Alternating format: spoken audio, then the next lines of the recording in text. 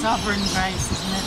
Amazing. Then there was another church run by a doctor who got told, young doctor, 24-year-old, who God told him to leave medicine. And he's just got another old theatre. And we started meetings and has 3 meetings Sunday, about 1,000 people each meeting. Well, the last conference I went back when I was in Mozambique, they asked me over for a rural pastors conference, and I went back and I took a young guy from South Africa who's a Ukrainian guy, husband of one of my friends. He went over as the prophet and I went over to teach just the rural pastors. And these pastors just crying. They never have conferences. They never have... And I am getting all my materials translated in Malagasy too. But we did, you know, this has been the best years in my life. In Mozambique, doing pastors conferences this time and busing in 67 rural pastors who've never been to the city. They walk 2 or 3 days to get to the train.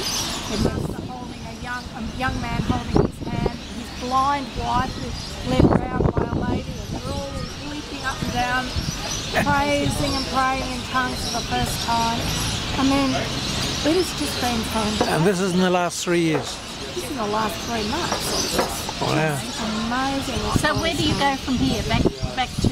I've got to take some parts back to the borrowed car that we couldn't get in Mozambique, but I'm actually going to try and do the same thing, see God do the same thing in Angola. Because I have contacts. I have some of my Mozambican children in Angola saying, please come over, because I've got the Portuguese. And I've got it. And you don't see instant fruit. We don't usually see instant fruit in Australia, but to see go back to places after 10 years, after 12 years, you see all those Bible college students now doing wonderful work, running enormous Christian schools and enormous churches, seeing the massive fruit, seeing the terrible trials that they've been through and still through. That's been the highlight. And seeing the hunger now just to have some materials, to have some help.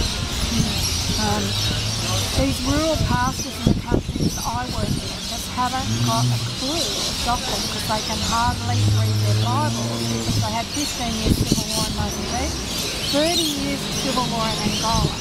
And that means the generation of pastors over about 30, you know, you don't ask them to explain water baptism because you already know that some of them are baptising under the flag.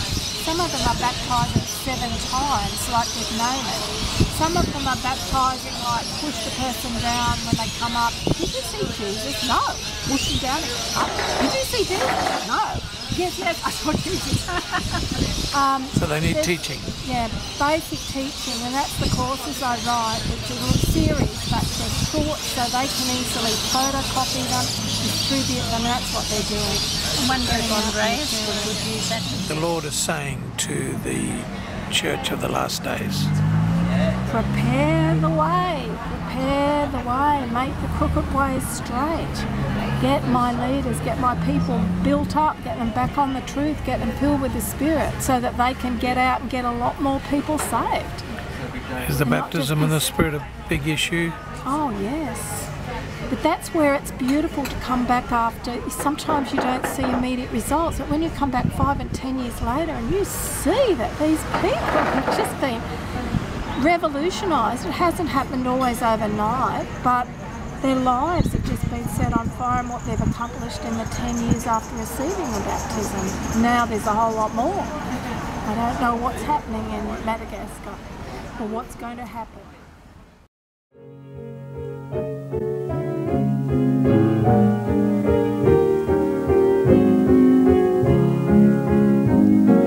Search me, O God, and know my heart today. Try me, O Lord, and know my thoughts, I pray.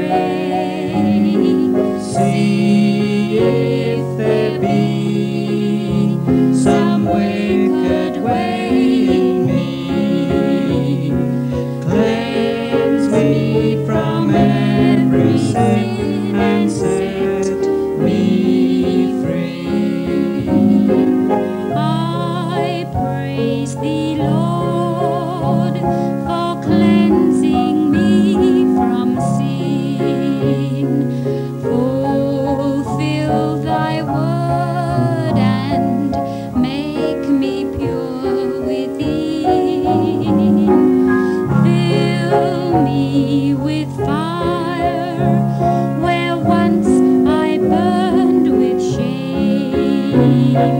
Grant my desire to magnify thy name. Lord, take my life and make it wholly thine. Fill my poor heart with thy great love divine. Take all my will, my passion, self, and pride.